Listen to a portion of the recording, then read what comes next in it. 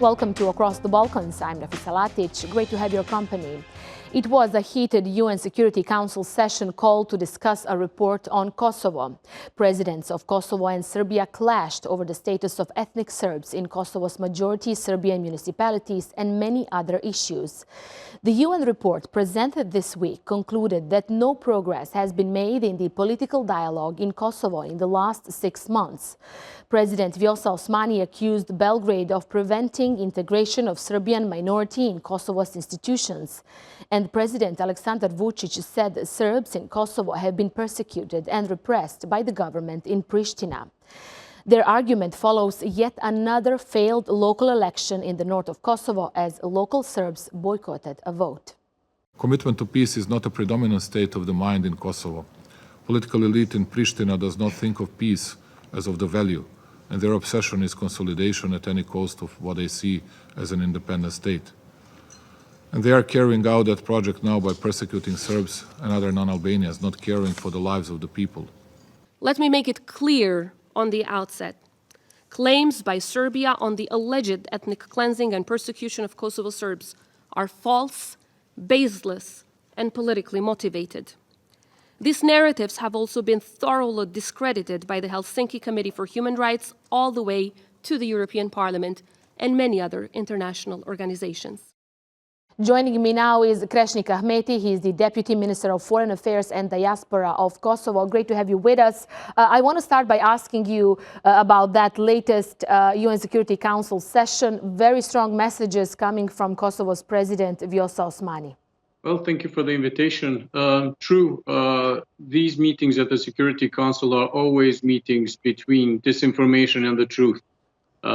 We heard a lot of disinformation, as it usually happens, from the officials of Serbia, whoever is representing them on those meetings. In this case, it was their president. But that is not gaining ground anymore. I mean, the situation on the ground in Kosovo has developed a lot positively. We have a wave of integration from the Serb citizens of Kosovo recently. Since January, the numbers of requests for Kosovo passports by our Serb citizens has increased by 30%. They have all converted their license plates of their cars completely to the legal ones, because, as you know, this was an issue for some time now. So there is progress on the ground, which, of course, does not match the disinformation that Serbia spreads, either through this meeting of the UN Security Council or through other papers that they have been recently spreading all around Europe. We have seen the drills held a couple of days ago close to Kosovo's border by Serbia. What will be Pristina's response to that? And are we really seeing the increased tensions on the ground, or you think the situation is under control? For some time now, we have been requesting more focus from our partners and democracies in Europe and beyond Europe to focus a bit more on these steps that Serbia is taking. Serbia has 48 forward operational bases of its army in borderline with Kosovo. So those are not defensive, forward operational bases. They have held recently, as you mentioned, these military exercises, which, as much as I know, some Shahid drones were also tested, the same drones that Iran uses and produces.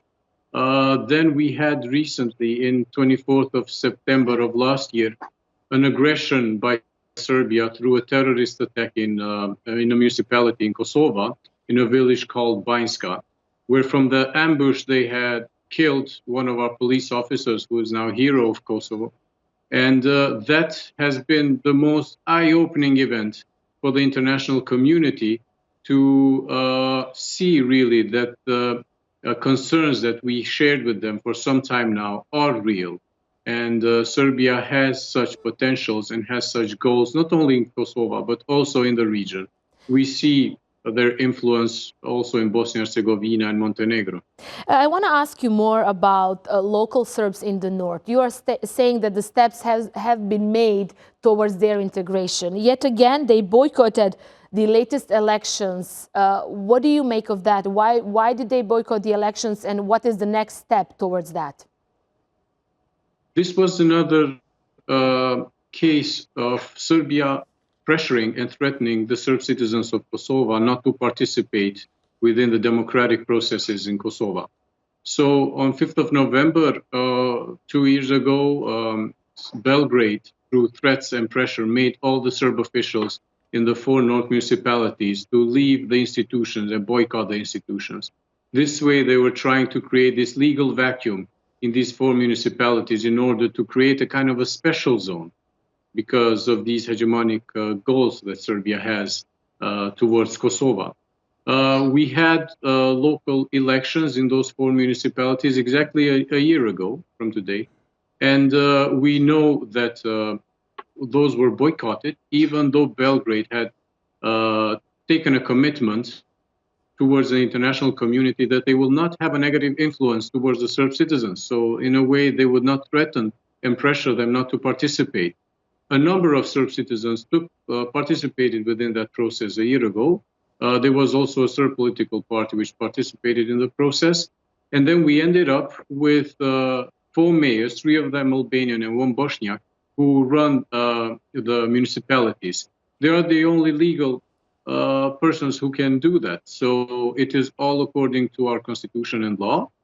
The Serb citizens of Kosovo wanted to trigger such an election, but in the end they were pressured not to participate in it. This is the only democratic process through which you can call elections, local elections in Kosovo, which is similar, if not the same, to other democratic countries in Europe, and not only. So I believe a good chance for those who wanted to have other mayors in those positions, a good chance was lost for them. Now we have mayors who are working, who have deputy mayors, who have directors, who are also from Serb ethnicity, just like we have Serb ministers and deputy ministers in the central level in the government. We have programs for 4 North municipalities. For example, one of them is a program to subsidize employment of 2,000 new employees. So the government will pay 70% of their wages. So there are positive steps on the ground, even though because of this big campaign of disinformation from Serbia, sometimes this is not perceived. There was one positive news that is not disinformation, and that is that Council of Europe recommended Kosovo for a membership. I have only 1 minute left. Are you optimistic that Kosovo will get the full membership in May? From 1951, when Council of Europe has such an arrangement to a process to go through for new membership, the Committee of Ministers has never taken a decision that was different to what the Parliamentary Assembly recommended. And in the Parliamentary Assembly last week, we had a vote with 82% votes in favor of Kosovo joining the Council of Europe, with a recommendation that there should not be any new preconditions. So this is really important, and I believe that the Committee of Ministers now in 16th and 17th of May should listen to Parliamentary Assembly as they have done since 1951. Kosovo deserves to become a full member of Council of Europe. It is the most democratic country in the region, and the whole region is already part of Council of Europe.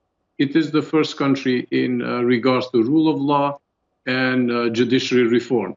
So there is no reason to be against or hesitant in relation to our membership application in Council of Europe. Krešnik Ahmeti, great to have you with us, Deputy Minister of Foreign Affairs and Diaspora of Republic of Kosovo. Thank you for your time.